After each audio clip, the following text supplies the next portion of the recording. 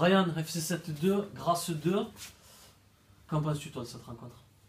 Je pense on s'est beaucoup donné, on a fait beaucoup d'efforts. Je pense que c'est un résultat à pas mériter.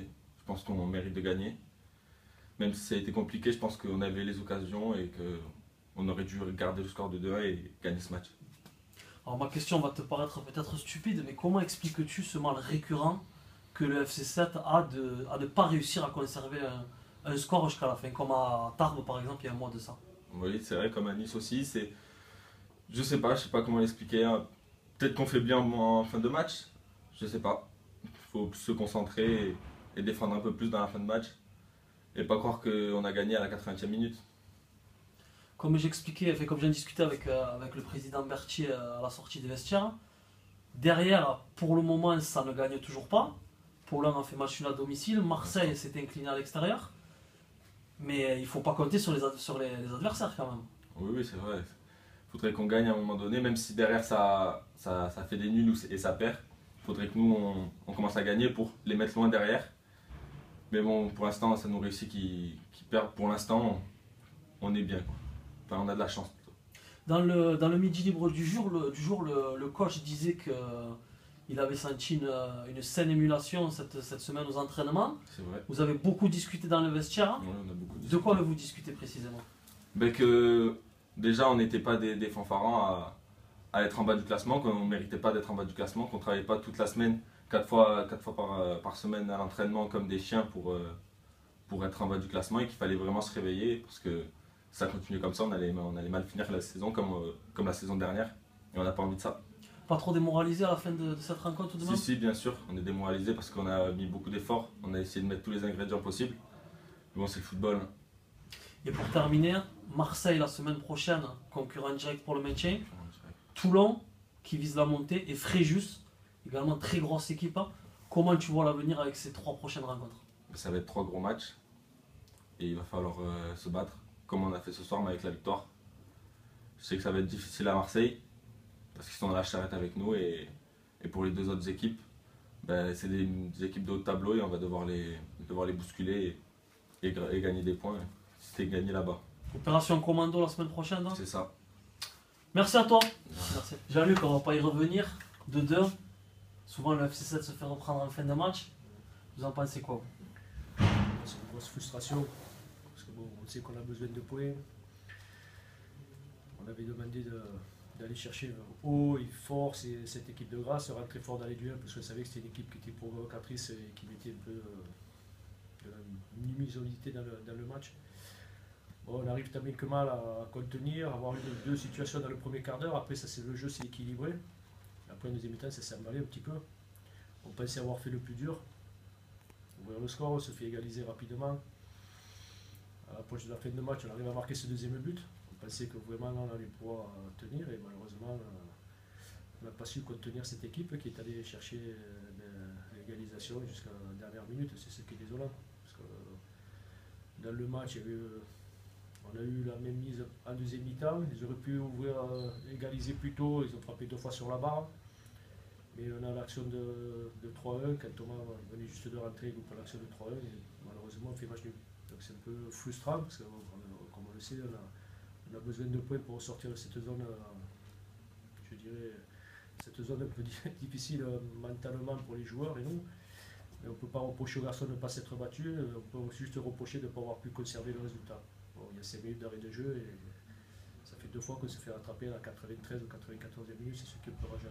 De ne pas avoir cette maturité pour garder le ballon plus haut et au moins taper en touche n'importe où. Mais bon, se surpasser pour arriver à arracher le résultat. C'est ce qui me frustre un petit peu. Bon. J'ai discuté un petit peu à la fin de la rencontre avec le président Jean-Marie Berthier.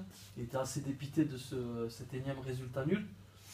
Est-ce que vous vous sentez, vous allez comprendre pourquoi je vous dis ça, est-ce que vous vous sentez assez soutenu côté supporter, côté presse ou pas du tout? Je ne dirais pas ça. C'est vrai que quand je lis la presse le lundi matin ou le dimanche, quand je sens que on dit 7 n'a pas frappé au bar, 7 n'a pas fait ci, mais jamais on parle du bien. Je prends l'exemple il y a 15 jours contre l'équipe de Martigues. On fait pour moi une prestation honorable parce que Martigues avait été cité dans la presse, une grosse équipe avec des ambitions, avec des gros moyens. À la traite, il a récupéré 4 mecs du niveau national. On fait match nul à la maison. C'est vrai que ce jour-là, on ne frappe pas au bar. Martigues a deux situations, une sur le poteau de frappe, donc j'avais dit, moi, mon équipe, elle a fait, bon, on a fait ce qu'on a pu avec nos moyens, on avait bien rivalisé, ça m'a fait mal, bon, après ça fait partie du jeu. Pour vous, on a retenu plus, une nouvelle fois, l'inefficacité offensive sétoise Tout à fait. que la qualité de l'adversaire. Indirectement, ça met une pression énorme à mes joueurs, parce que moi je les défends corps et âme, on est dans le même bateau tous ensemble, c'est sûr qu'on ne fait pas la saison espérée. On se crée jusqu'à maintenant d'énormes situations à tous les matchs qu'on n'a pas réussi à concrétiser, c'est un constat flagrant. Mais après, me taper sans arrêt dessus, c'est un peu compliqué. On dirait qu'on se régale de dire 7, ben, ils sont au fond du trou, ils n'avancent pas, ils ne marquent pas. Quand je vois qu'à l'article de Martigues, on dit le gardien de Martigues a dû s'ennuyer toute la partie, Vincent a touché un ballon. Donc moi, je peux le dire aussi pour moi, donc ça me fait mal au cœur vis-à-vis de mes joueurs, ils donnent le maxi.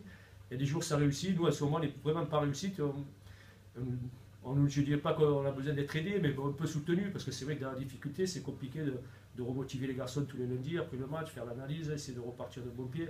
Ce soir, je pense qu'on avait réussi à faire le maximum. Malheureusement, bam, on reprend ce but à la fin qui nous assomme. Et demain, dans les journées, on va dire, mais c'est encore concédé nul, le 11e du match. Oui, c'est vrai.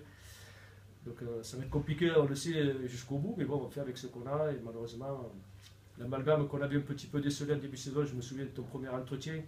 Après les matchs amicaux, tu as dit si bien au niveau offensif, j'avais dit attention, on a joué avec les CFA2, c'est peut-être l'arbre qui cache la forêt. C'est vrai qu'on n'a pas réussi à avoir cette efficacité malgré toutes les situations à tous les matchs, que je prenne Saint-Raphaël, que je prenne à Toulon. Mon équipe elle a toujours eu des situations, malheureusement on n'a pas concrétisé, c'est le constat qui fait qu'à un moment donné on est un peu en difficulté au niveau du placement. Mais bon, les gars, ne trichent pas, donnent le maxi. Et c'est vrai que moi je me mets en cause avec eux, mais ça me fait mal au cœur quand je lis les articles ou les résumés, donc c'est un peu lourdeau, quoi. Jean-Luc, c'est pas usant justement de savoir que toutes les semaines, vous, les joueurs, vous vous donnez à fond aux entraînements, il n'y a pas de gars qui trichent, sur le terrain également, mais pourtant le résultat est toujours là. Il n'y a pas de franche réussite ou de beaucoup de succès. C'est pas usant mentalement et physiquement? Mentalement, pour le coach, c'est vraiment usant, parce que moi je remonte les batteries toute la semaine, je prends à charge, comme tu as dit, je me sens un peu esselé. C'est dur d'avoir un discours nouveau, de remotiver les gars. C'est ça, mon discours était clair, les gars, l'objectif c'est la victoire. J'ai pas fait de grand discours, j'ai dit il va falloir mettre de l'agressivité, du jeu, essayer de marquer des buts. On en a mis 2, on aurait pu en mettre 3, on aurait pu en prendre 3 aussi. Mais c'est vrai que c'est un peu compliqué, les garçons ils sont pas dans le doute, mais bon, parce que le groupe vit très bien, il n'y a pas d'animosité entre les joueurs. Mais après, il faut qu'on arrive à concrétiser sur les matchs. Et bon, on est quand même à la 20e journée, on n'a gagné que 4 matchs. Donc le constat il est là, 11 nuls, 4 matchs, ça ne fait pas avancer. Ce soir, si on gagnait, derrière tout le monde a perdu. Comme chaque semaine, tu pleures, tu regardes le journal, putain, on a pu gagner 3 places, non, on est à fond. Mais bon, on va s'approcher jusqu'au bout pour essayer d'amener l'équipe entre la 5e et la 8e place. On ne pourra pas aller au-delà parce qu'il y a trop d'écart maintenant avec les premiers. Mais surtout distancer ceux qui, comme nous, regardent vers le bas. Et rencontre cruciale face à l'OM la prochaine fois, qui est actuellement les gars. Voilà, tout à fait. Bon, ce soir, je suis un peu déçu, je perds mes frères Soumet.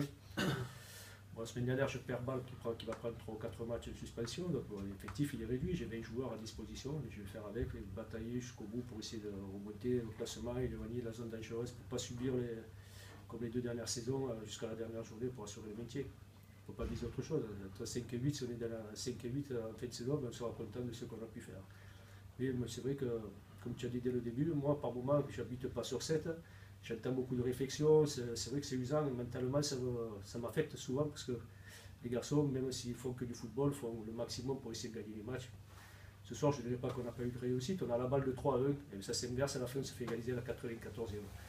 Voilà, c'est notre saison. C'est dur, on vous sent abattu. Ah ouais, je suis abattu. Moi, je ne cache pas que je ne dépose pas les armes, mais j'ai déjà annoncé que je finis la saison, je m'arrête au FC7. Ah, c'est une certitude? C'est une certitude. Ah, d'accord. Parce que supporter tout ça, moi, je mets quantier, je ne triche pas. La semaine, je suis à fort avec mes joueurs. Vous êtes fatigué, tout ça vous... Ça m'amuse. D'accord. Ça m'amuse d'entendre beaucoup de choses dans mon dos qui font mal aux joueurs, qui font mal au club. Mais c'est un constat, on n'y arrive pas. On va tout faire pour renverser la tendance sur les 10 matchs qui restent. Et on va s'en sortir. Très bien, j'en doute pas une seconde. Voilà. Merci à vous Jean-Luc. Merci beaucoup.